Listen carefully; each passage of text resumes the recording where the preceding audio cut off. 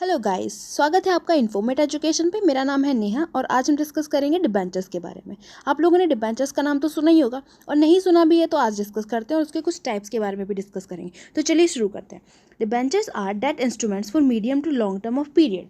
These are offered by both large companies and government. These are mainly work on the reputation of issuing authorities and a fixed interest rate when they seek to borrow money from the public at predetermined rate of interest. ठीक है, तो debentures वो एक debt instrument होते हैं जो कि एक कंपनी और एक गवर्नमेंट के द्वारा इशू किए जाते हैं। ओके, जब भी गवर्नमेंट और कंपनी को पैसों की ज़रूरत पड़ती है तो वो डिबेंचर्स के थ्रू पैसे कलेक्ट करते हैं, बट ये एक डेट इंस्ट्रूमेंट है। ओके, तो इस पे जो इंटरेस्ट रेट है ये प्री डिटरमाइंड होता है, पहले से ही फिक्स रहता है कि किस रेट पे इन इंस्ट्रूमेंट्स पे, इन डेट इंस्ट्रूमेंट पे आपको इंटरेस्ट रेट मिलेगा। Okay, debentures holders are creditors to the company. They get regular interest on their invested money. This make debenture holder creditors to the company and at a higher status than shareholders. Okay, तो देखो debenture holders क्या होते हैं। जैसे कि debenture एक debt instrument है, तो डिबेंचर होल्डर कंपनी के लिए या फिर गवर्नमेंट के लिए क्या हुए, एक क्रेडिटर के तौर पे हुए, क्योंकि कंपनी ने बोरो किया है मनी इनसे। तो ये डिबेंचर होल्डर्स जो होते हैं वो कंपनी के क्या बन जाते हैं, क्रेडिटर बन जाते हैं। ओके, और इनको इंटरेस्ट रेट मिलता है जो कि प्री डिटरमाइंड होता है। ठीक है, तो इनको एक रेगुलर बेसिस पे इंटरेस्ट मिलता रहता है। और ठीक है, जो इंटरेस्ट होता है ना वो कंपनी को पे करना ही करना है। ठीक है, तो इनको इंटरेस्ट ज़रूर देना होता है।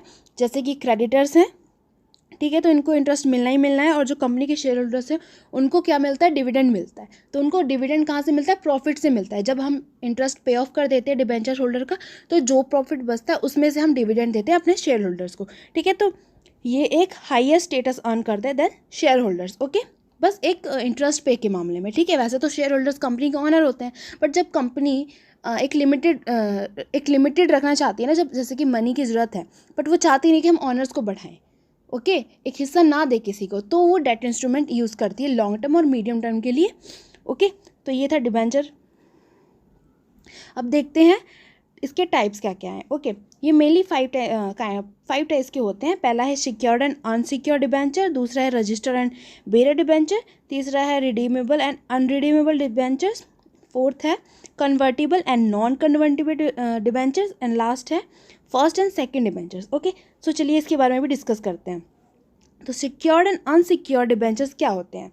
देखो, when debenture holders are secured against assets of that company. ठीक है, जिस कंपनी की उन लोगों ने, जो डिबेंचर होल्डर हैं, जिस कंपनी के डिबेंचर्स परचेज किए होते हैं, तो जो डिबेंचर्स होते हैं ना वो उस कंपनी के कुछ एसेट पे सिक्योर्ड होते हैं। मतलब अगर इंटरेस्ट पे नहीं करती है जो कंपनी, उस एसेट को बेच के इंटरेस्ट पे कर देगी उनका। ठीक है, तो सिक्योर्ड होते हैं डिबेंचर्स।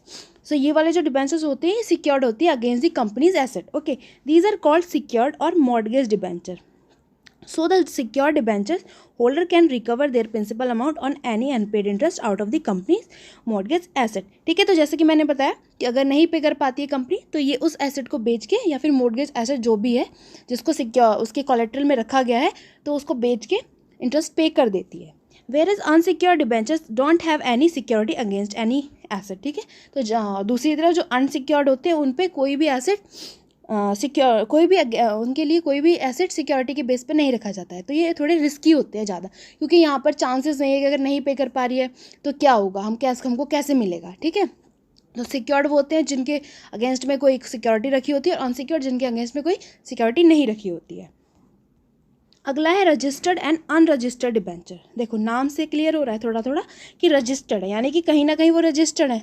ठीक है, एक रिकॉर्ड में होंगे उनका नाम। ठीक है, तो registered debentures are those debts where the credential of the holders are enrolled with the company and can be transferred only by the transfer deed. देखो, ये वाले जो डिबेंचर्स होते हैं ना, ये कंपनी के रिकॉर्ड्स में या रजिस्टर्स में रिकॉर्ड होते हैं। इनके क्रेडेंशियल जैसे कि नेम हो गया, एड्रेस हो गया, ओके, ये सब लिखा होता है। और इनको अगर मान लो कि किसी ने इनको ट्रांसफ़र करना चाहे किसी दूसरे बंदे को, तो ये लोग बिना नोटिफिकेशन, मतलब बिना कंपनी को बताए नहीं कर सकते। एक ट्रांसफ़र डीड उनको देना पड़ता है वहाँ पर कि मैंने इसको, अपने ये जो डिबेंचर्स है इनको दूसरे बंदे को दिया है। Okay, bearer debentures have no records in the company register and can be transferred by mere delivery. ठीक है, जो बेयर डिबेंचर्स होते हैं इसके लिए हमको कोई रिपोर्ट देने की ज़रूरत नहीं पड़ती, मतलब डीड देने की ज़रूरत नहीं पड़ती है। आराम से हम लोग ईजिली इसको डिलीवरी कर सकते हैं किसी दूसरे बंदे को। ओके, अगला है रिडीमेबल एंड अनरिडीमेबल डिबेंचर्स। अब ये क्या होते हैं, देखो, these debentures are paid back after a fixed period, ठीक है, and the principal amount return to the holders. Redeemable से मतलब है कि रिडीम मतलब जब हम किसी भी डेट इंस्ट्रूमेंट को या फिर सिक्योरिटीज़ को पे बैक कर देते हैं, उसको हम रिडीम बोलते हैं। ओके, सो जब हम डिबेंचर्स को एक लिमिटेड टाइम, एक फिक्स टाइम होता है इन सबका, ठीक है, जो रिडीमेबल है उनका एक फिक्स टाइम होगा कि इस टाइम के बाद आपको आपका प्रिंसिपल अमाउंट वापस कर दिया जाएगा, और इंटरवल बेस पे इनको कुछ कुछ इंटरेस्ट मिलता रहता है। ओके, जो कि प्री डिटरमाइंड होता है। और non redeemable debentures can not paid back in the life time of the company. Irredeemable या फिर नॉन रिडीमेबल एक ही बात है, ठीक है। इनको कभी भी, इनको मतलब कंपनी जब तक चल रही है कभी पे ऑफ नहीं करेगी, बस इनको इंटरेस्ट मिलता रहता है जब तक कि कंपनी का लिक्विडेशन ना आए, ठीक है। जब कंपनी का लिक्विडेशन होता है ये इनको तभी पे किया जाता है इनका प्रिंसिपल अमाउंट, वरना इनको बस इंटरेस्ट ही मिलता है, ठीक है। अगला है convertible and non convertible debentures. देखो, कन्वर्टेबल से क्या मतलब होता है, जिनको बदला जा सकता है, ठीक है। तो convertible debentures are those which are easily converted into shares, ठीक है। कन्वर्टेबल डिबेंचर्स वो होते हैं जिनको हम शेयर्स में कन्वर्ट कर सकें, ठीक है ना।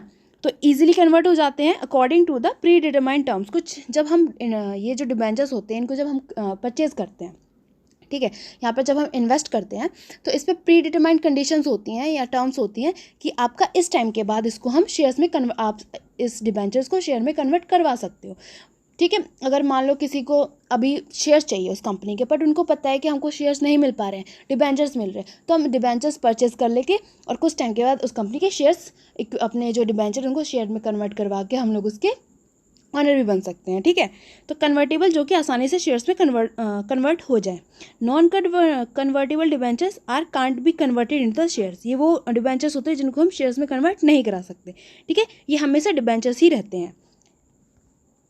अब अगला है और लास्ट है हमारा फर्स्ट एंड सेकंड डिबेंचर। देखो, नाम से थोड़ा थोड़ा शायद क्लियर हो रहा होगा, फर्स्ट एंड सेकंड मतलब दोनों तो अलग ही लगे, पर चलो डिस्कस करते हैं इसके बारे में। First debentures are those that are repaid before all other debentures and get preference in time of realization of assets. These are also known as preferred debentures, ठीक है। अब देखो, preferred से तो क्लियर हो रहा होगा, जिनको प्रेफरेंस मिलती है, ठीक है। तो ये जो डिबेंचर्स होते हैं, जब लिक्विडेशन होता है कंपनी का, तो सबसे पहले इनको पे ऑफ किया जाता है, इनका जो पैसा है ना वो वापस किया जाता है, ठीक है। बाकी जितने भी डिबेंचर्स हैं उनको पीछे रख के सबसे पहले कौन से डिबेंचर्स का पे ऑफ होगा, प्रेफर्ड डिबेंचर्स का, दैट इज फर्स्ट डिबेंचर्स का, ओके। और सेकंड डिबेंचर्स वो होते हैं that are repaid after the first debenture, जिनको फर्स्ट डिबेंचर्स के बाद पे किया जाता है, ठीक है। तो फर्स्ट वाले पे फर्स्ट आएंगे, जैसे कि अगर किसी को चाहिए कि लिक्विडेशन हो रही है कंपनी और मुझे चाहिए कि मेरे को सबसे पहले मेरा पैसा वापस चाहिए, तो मैं कौन सा डिबेंचर्स परचेज करूँगी, प्रेफर्ड डिबेंचर, ओके। और अगर उसके बाद मान लो कि अब आउट ऑफ स्टॉक हो गए फर्स्ट डिबेंचर, तो हम कौन से डिबेंचर पे शिफ्ट हो सकते हैं, सेकंड डिबेंचर पे भी शिफ्ट हो सकते हैं, ठीक है, क्योंकि फर्स्ट के बाद तो सेकंड वालों को मिलना ही मिलना है, ठीक है। तो जब जो लिक्विडेशन होता है कंपनी का, मान लो लिक्विडेशन से मतलब क्या होता है कि कंपनी इंसॉल्वेंट होगी, ठीक है। अब कंपनी ठीक से चल नहीं पा रही है, ठीक है, उसके पास बहुत ज़्यादा कर्जा हो गया है, वो कम वर्क नहीं कर पा रही है, उसकी कोई रेवेन्यू नहीं हो रही है, ठीक है। तो ऐसे में क्या होगा, कोई मैनेजमेंट तो हो नहीं पा रहा है ना, उसकी अर्निंग ही नहीं हो पा रही है, तो कंपनी तो डूब ही जाएगी, उसका वर्किंग कैसे चलेगा, ठीक है। तो कुछ हो नहीं पाता है, तब उसका लिक्विडेशन हो जाता है, कोर्ट उसको बोल देती है कि आपका मतलब अब कुछ नहीं हो सकता है, इस कंपनी को लिक्विडेट करना पड़ेगा, ठीक है, बंद करना पड़ेगा, या फिर और अलग अलग मेजर्स होते हैं वो सब लेने पड़ेंगे, ठीक है। तो जब लिक्विडेशन होता है तब इनको जो कंपनी की एसेट्स होती है उसके थ्रू सब बेच के जो भी पैसा आता है उसके बाद इनको पे ऑफ किया जाता है। तो पहले डिबेंचर होल्डर को पे किया जाता है, उसके बाद कुछ बचता है तो शेयर होल्डर्स के पास जाता है, वरना वो भी नहीं जाता है। तो डिबेंचर होल्डर्स को जब पेमेंट करने की बारी आती है तो फर्स्ट डिबेंचर जो कि प्रेफर्ड डिबेंचर होते हैं उनको सबसे पहले पेमेंट की जाती है। उसके बाद कौन से डिबेंचर्स आते हैं, सेकेंड डिबेंचर्स, इनको ऑर्डिनरी डिबेंचर्स के नाम से भी जाना जाता है, ठीक है। तो ये 5 टाइप थे डिबेंचर्स के। तो थैंक यू सो मच इस वीडियो को लास्ट तक देखने के लिए। आई होप आपको ये वीडियो अच्छा लगा होगा, कुछ जानने को मिला होगा डिबेंचर्स के बारे में। So please like this video and comment on this, subscribe our channel. Thank you so much.